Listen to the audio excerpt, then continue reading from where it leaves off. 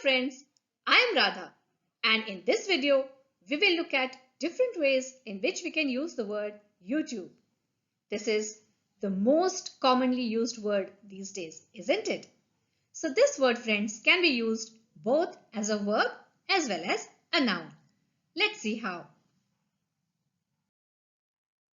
Usage as a noun. Look at the following sentence. I watched the fashion show on YouTube.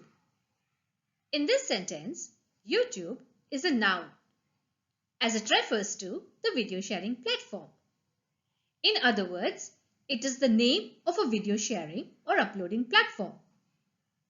In the word YouTube, you refers to the person using the platform and tube means television, TV, as television is actually a cathode ray tube or simply a tube.